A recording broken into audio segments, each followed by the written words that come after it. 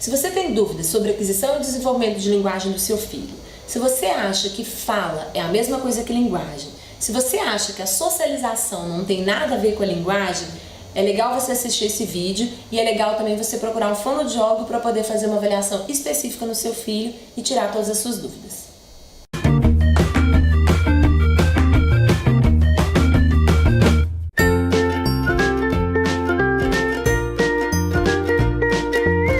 Bom, gente, para a gente entender um pouquinho o que é um atraso de linguagem, eu acho que é importante a gente entender o que é a linguagem. Muitas famílias no consultório associam sempre linguagem à fala. Tá certo, mas é importante a gente saber que fala, na verdade, é uma habilidade da linguagem. É uma ferramenta que a gente tem para a gente expressar a nossa linguagem. A linguagem, ela é uma habilidade inata e ela é composta por 5 habilidades ou componentes, que seria a pragmática, semântica, morfologia, sintaxe e fonologia. A fala está aí nessa habilidade que a gente chama de fonologia. Uma criança com atraso de linguagem, então, ela vai ter um atraso no desenvolvimento de alguma dessas áreas. Então vamos pensar, uma criança pode ter uma fala fluente, socializar muito bem, mas ter uma dificuldade muito grande de elaborar o discurso oral, de colocar todos os componentes dentro do discurso, come alguns pronomes. Então é uma criança que tem aí uma dificuldade numa habilidade específica de linguagem. Ou a gente pode pensar numa criança que fala fluentemente, mas tem uma dificuldade de socialização muito grande. Então a gente tem também aí uma criança com uma dificuldade em uma habilidade específica de linguagem. Então o atraso de linguagem é isso, é uma criança que vai ter uma dificuldade, né, ou em alguma dessas habilidades ou em todas essas habilidades.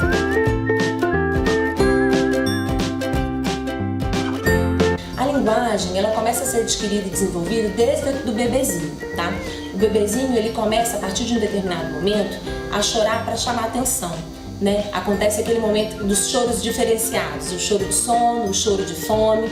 Então isso já é ali um desenvolvimento da linguagem, já é um indício de comunicação do bebê. Então é importante a gente prestar atenção no bebezinho, nesses diferentes tipos de choro, no olhar, quando ele começa a balbuciar, no interesse dele de interagir ali com aquele cuidador, ou com aquele pai, ou com aquela mãe que está ali presente. Quando a criança começa a ficar maiorzinha, que ela começa a falar algumas palavrinhas, quando ela fala essas palavrinhas, se ela dirige-se para o outro, se ela convida o outro para brincar. E é claro que quando por volta ali mais ou menos dos 18 meses, prestar atenção no repertório de palavras que essa criança tem. Se essa criança já está falando algumas palavrinhas do meio dela, né? Mamãe, vovô, papai. Então esses são aspectos simples que a gente deve observar. E uma coisa que eu sempre falo, que é muito importante, é a socialização da criança. Que desde o bebezinho já está procurando socializar, já está procurando o olhar daquela mãe, o olhar daquele pai, o olhar daquele cuidador. Então acho que é muito importante também a gente procurar entender isso. É essa socialização da criança que a gente tem que estar preocupado também. A emoção está extremamente relacionada com o desenvolvimento da linguagem, porque a criança precisa ter o feedback auditivo para ela entender que ela emite som e que esse som repercute então numa ação no meio. Então, sempre que chega uma criança, é importante a gente saber se essa criança está ouvindo, com qual qualidade essa criança está ouvindo e quanto essa criança está ouvindo.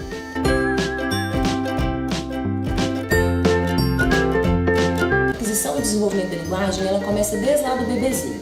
Então, vamos pensar por fases. No bebê recém-nascido, o que a gente deve observar é o choro.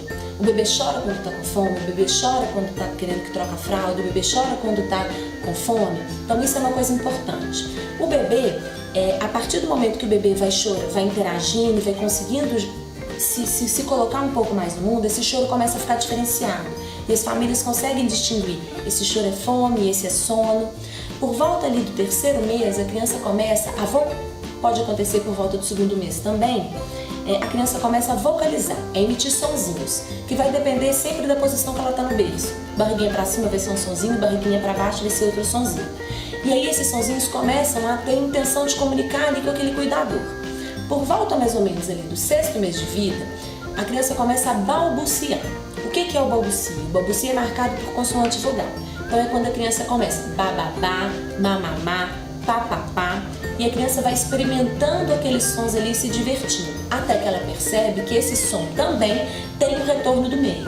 E aí, por volta ali mais ou menos de 11 meses, a criança começa então a falar suas primeiras palavras inteligíveis para o adulto, que vai ser uma mãe, um papai, ou bola, ou vovó e tudo. Por volta então dos 12 meses aos 1 ano e meio, a criança ela tem um ganho muito grande de compreensão, então a criança entende cada vez mais o que é falado para ela e começa a emitir cada vez mais palavras.